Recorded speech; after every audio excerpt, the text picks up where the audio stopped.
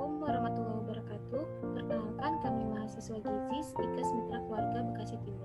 Pada video kali ini, kami bertujuan untuk melakukan ujian praktikum 2 gizi dalam daur kehidupan. Kami akan menganalisis sebuah kasus dengan topik lansia. Adapun kelompok kami, kelompok 4, terdiri dari Halo, perkenalkan nama saya Dewi Rahmawati. Perkenalkan, nama saya Dia Setiastuti. Perkenalkan, nama saya Dia Yudhistari. Perkenalkan, nama saya Dian Estri Preningrum.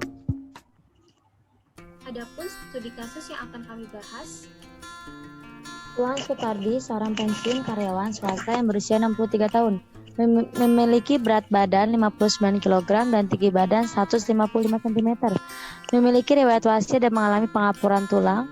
Aktivitas sehari-hari biasa berjalan kaki dengan durasi 30 menit sejauh 5 km atau bersepeda rutin dengan durasi 30 menit dan jarak yang ditempuh kurang lebih sejauh 10 km.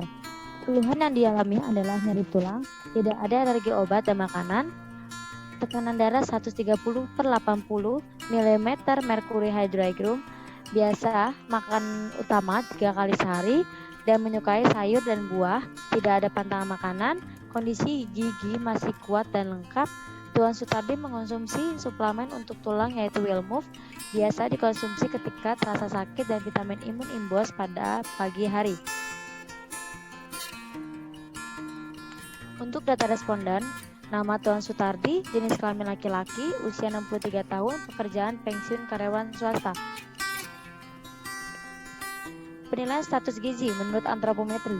Diketahui berat badan Tuan Sutardi 59 kg, tinggi badan Tuan Sutardi 155 cm, dan hasil perhitungan indeks massa tubuh 24,55 menurut klasifikasi WHO termasuk overweight dan menurut klasifikasi nasional termasuk normal. Penilaian status gizi menurut biokimia tidak ada. Penilaian status gizi menurut klinis, tekanan darah 130/80 mm merkuri hydrogrum termasuk normal. Lebih dari 60 tahun.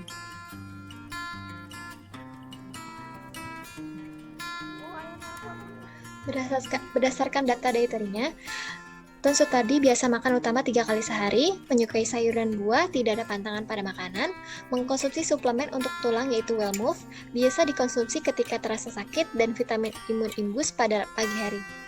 Tidak ada alergi obat dan makanan. Dan berikut ini adalah hasil dari recall Tuan Sutardi, riwayat makan responden 24 jam. Pesan kecukupan energinya 71,60%, karbohidratnya 60,20%, proteinnya 108,20%, lemaknya 71,20%. Prinsip dan syarat diet pada Tuan Sutardi, batasi makanan berlemak dan manis, batasi makanan yang meningkatkan kadar asam urat, memperbanyak makan buah dan sayuran segar, minum air putih yang cukup dan aman, batasi garam, pilih tekstur dan cita rasa makan atau minuman yang netral, pola hidup bersih dan sehat. Syaratnya, mengandung zat gizi beraneka ragam, bahan makanan, jumlah kalori yang baik untuk dikonsumsi oleh lansia adalah 50% dari hidrat. Jumlah lemak dalam makanan dibatasi yaitu 25-30% dari total kalori. Jumlah protein yang dikonsumsi disesuaikan dengan lanjut usia, yaitu 8-10% dari kalori total, 15% jika memiliki penyakit. Selanjutnya, dianjurkan mengandung tinggi serat, menggunakan bahan makanan tinggi kalsium, makanan mengandung tinggi zat gizi, bahan segar dan mudah dicerna, hindari alkohol.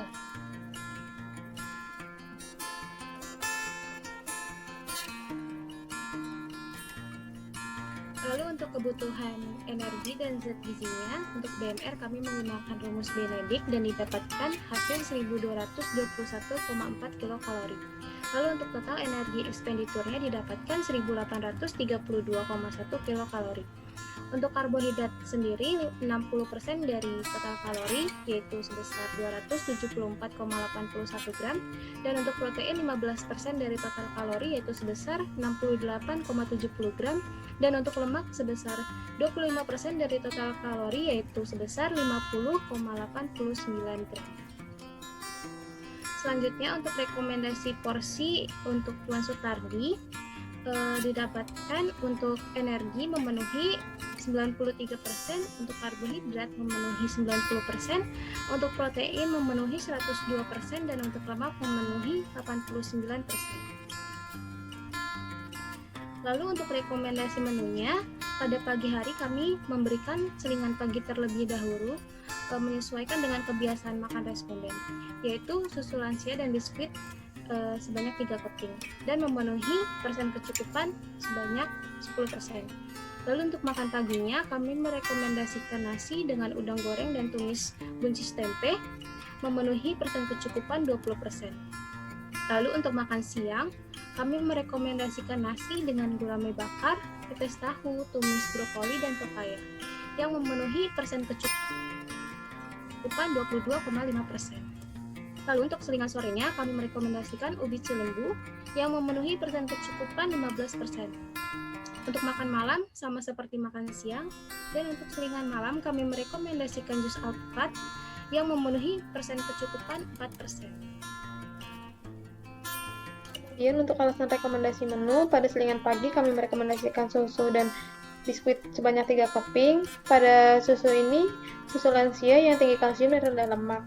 Susu ini juga mengandung kalsium yang tinggi dan berbagai mineral vitamin yang mampu mempertahankan kepadatan tulang serta memelihara struktur inti tulang. Sedangkan pada biskuit ini mengandung protein, kalsium, serat, karbohidrat, vitamin A, vitamin B, vitamin D. Manfaat dari biskuit ini yaitu untuk memperkuat dan membantu perkembangan tulang serta meningkatkan imunitas. Untuk makan paginya kami merekomendasikan nasi, udang goreng, tumis buncis, dan tempe. Untuk udang gorengnya ini merupakan sumber hewani yang mengandung asam lemak omega 3 yang berfungsi untuk mencegah peradangan pada tulang dan sendi. Untuk buncisnya ini, sayuran kaya akan vitamin dan mineral yang mampu menjaga kesehatan jantung dan memperkuat sistem imun. Untuk tempenya ini, yaitu merupakan sumber protein nabati yang mengandung fitosterogen, dapat mencegah osteoporosis. Selain itu, kandungan kedelai pada tempe ini juga dapat menjaga kolesterol dalam darah tetap normal.